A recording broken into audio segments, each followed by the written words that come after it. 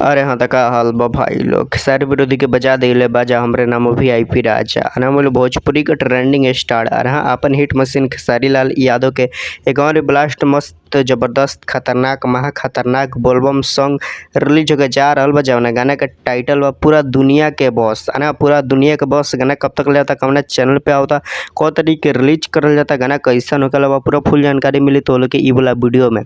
तो लोग ई वाला वीडियो के शुरू से लेकर लास्ट तक देख लेंगे। बाकी अभी तक हमारे चैनल के सब्सक्राइब नहीं करेंगे कैले तो अभी सब्सक्राइब करके हमसे जुड़ जाएंगे। तो भाई लोग तो लोग सबसे पहले बता दी कि हाँ, दुनिया के बॉस गाना लिखले के बता। गाना के लिखले बनन भोजपुरी के मशहूर राइटर कृष्णा बेदर्दी। अरे बोलो गाना के लिखले बनन कृष्णा बेदर्दी। बाकी तो लोग बोला गाना में म्यूजिक सुने के मिली आर्या शर्मा के। अरे बोलो गाना में म्यूजिक सुने के मिली आर्या शर्मा के। बाकी बतावल जाता है कि ये वाला गाना बहुत ही बेस्ट, बहुत ही मस्त, बहुत ही झकास होके बा। अरे बोलो खेसारी लाल यादव की वाला तीसरा सॉन्ग होखे वाला बा और बहुत ही बेस्ट, बहुत ही मस्त, बहुत ही झकास होके बा।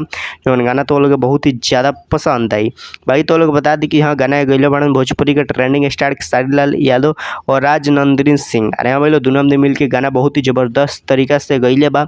और तो लोग बता दी कि यही वाला जौन गाना बताओ छापरा के बॉस जौन गाना रखे एगो वायरल लड़का के मतलब गाना वायरल होता रखा, वही धुन पर वाला गाना बनावल गल बा। अरे बोलो वही धुन पर वाला गाना बनावल गल बा दुनिया के बॉस। अरे पूरा दुनिया के बॉस खेसारी लाल यादव के छापरा के जौन बॉस गाना बा ओकरे धुन पर वाला गाना के बनावल गल बा।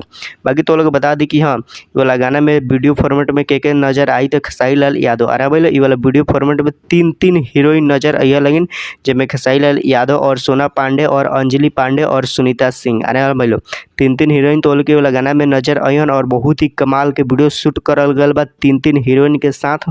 तो लोग समझ सकत रही ये वाला गाना कितना भारी और कितना मतलब ब्लास्ट होखे वाला बा गाना। बाकी तो लोग बता दी कि ये वाला जो गाना बताओ टी सीरीज हमारे भोजपुरी के यूट्यूब चैनल पर रिलीज होके आला बा। तो लोग गाना के मिस मत कर लेंगे, गाना के जरूर सुनिए। लेकिन बाकी तो लोग बता देंगे ये वाला गाना कब तक रिलीज हुई तो गाना पर कोनो डेट टाइम नहीं लिखल, लेकिन हमारा जहाँ तक उम्मीद बा ये वाला गाना के अरे हम बोलो 13 तारीख के रिलीज कर दिए। अरे हम बोलो 13 तारीख के रिलीज कर दिए ये वाला गाना के। बाकी तो लोग ये वाला वीडियो कैसा लगा, अच्छा लगा तो लाइक कर लेंगे, चैनल के सब्सक्राइब कर लेंगे। बाकी तो लोग 13 तारीख के ये वाला गाना के जरूर सुनिए। लेकिन हमारा जहाँ तक उम्मीद बा ये वाला गाना के 13 तारीख के रिलीज कर ली ना, 14 तारीख के रिलीज 100% कर दिए। बाकी तो लोग ये वाला वीडियो कैसा लगा, अच्छा लगा तो लाइक कर लेंगे, चैनल के सब्सक्राइब कर लेंगे, वीडियो के